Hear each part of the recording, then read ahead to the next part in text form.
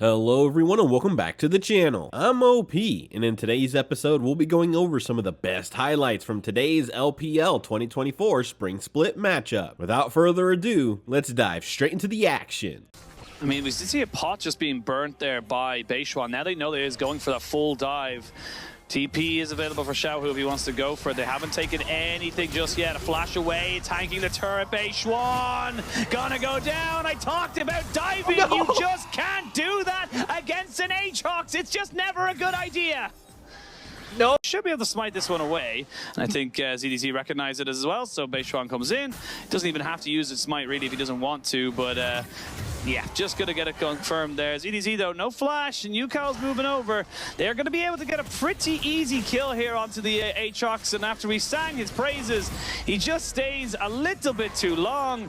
Clockwork wind up, picks that one up. Yukal gets... Yukal able to make the roam. Yukal actually does have a little bit of a CS lead. He's picking this wave up now, so yeah, it just feels a little bit disconnected for Weibo in both games in the early game so far.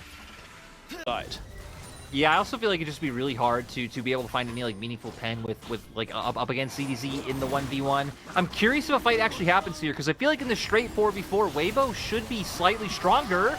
Culling already up. Chocho taking about half his HP down. That dragon almost confirmed just yet. No vision here for TT to really confirm that they can go in for that fight. If they knew how low that was and how first. So Weibo looks like they're not even gonna go for any type of contest. No contests. They live over the 6 grubs over to TT. So, I mean, with a rumble in the side lane, if he gets up to a point where he's able to stacking up some AP and cooldown, as we see now, Yukal, he's getting put into the bounce house just a little bit. The Cataclysm comes in to finally get him down. He had a little bit of a shutdown just purely because of his kill in the CS, but he opportunity. Welcome to the bounce house. Nothing you can really do here as Yukal. Oh! We're going back live. Well, Flash is already... Yeah, we're going to see the equalizer come down. The rest of his team are coming in. They will get the kill. And now ZDZ can maybe turn and burn for Beishuan. He's going to flash over the backside of the pit, you would imagine, and keep his life. But now Weibo starting to turn up. An angle to contest Dragon here, but... No. You know, we seem to think they do. I mean, they have no pressure bot lane. Chocho and 1XN have to back away. They don't have a paranoia.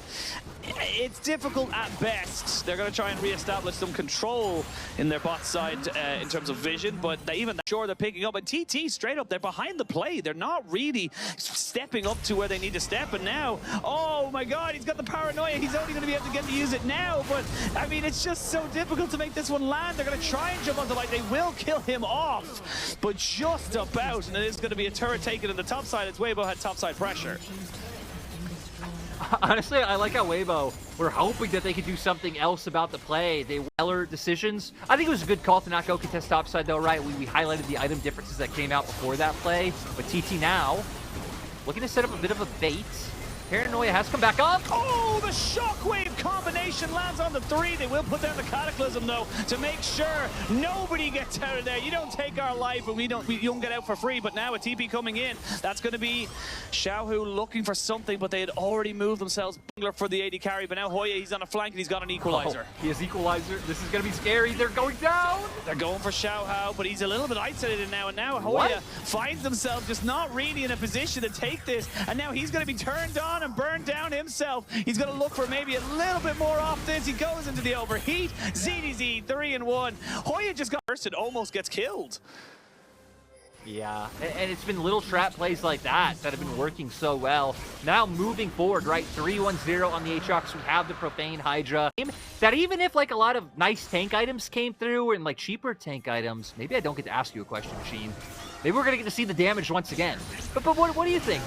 I think the damage is pretty significant there. The Shockwave Paranoia combination into the fear. We're going to see Hoya try and burn down Xiaohu, who flashes away. They can't get the damage. He's got a tick of Ignite. No, he doesn't. And Xiaohu drives by and gets out. Weibo getting away with their lives. And because you moved Shockwave combination, but it doesn't land. He sombreros. Welcome to the holiday home, because now they can turn and burn. But Light died off to the side. If they can kill off Beishuan, though, it could be massive. Maybe they look for the Baron with no jungler available. TP coming in. They're looking for a flank. The tidal wave here to try and separate them off. 1XN is by himself, but he wants to fight 1v1, but he's not being allowed to. He'll try and heal on the Severum, and the raid boss that is ZDZ taking on everybody. He won't hit himself on the Q, and a bit of supportal combat right at the end. Not quite going to go the favor of Chris, but he's still chasing him down. This is such a scrappy and separated fight. Again, Xiaohu finally goes down after no way he got out with that HP. UCal will be brought back down to his knees as ZDZ picks up a double. Weibo thriving in the chaos, and even in a 4v5, they come out trumps. How unfortunate for the side of TT, because once again, they're the team starting off the fight. It kind of does just evolve. No, because we got another one to go straight back into. Shockwave does land, but Beishuan is dead. You can see Hoya trying to move forward onto this, but he'll go down as well. Light will be sacrificed, but it is a 2-for-1 trade. They still have the raid boss ZDZ, 7-1-1. This Aatrox is enormous and is not going to be going down anytime soon. This is going to be Mountain Soul as well, so he's going to get even bigger. This is the LPL. This is exactly what you expect to see. You hit on it. Mountain Soul going over. They're huge now. 6K gold lead. They can start pivoting up towards that Baron. Maybe not play for is safe for TT. Oh, the paranoia though from Beishuan. There's going to be the tidal wave just in case. ZDZ going to be the one they're going on to, but again, he's the raid boss. That 1Q does a hell of a lot of damage, but they do get their man. A little bit disconnected from TT. They almost decided to go in onto the wrong targets, but they still get their man. They still get themselves a kill. But, I mean, you've used a lot of your combination. Yeah, you can just go straight back on top of this Baron. They still got to be careful, though, because, I mean, there's still a Moonlight Vigil and an Equalizer. Like, TT actually just blew the same amount of ultimates that Weibo did in that fight. Oh, Hoya! Dude. Nearly gets killed.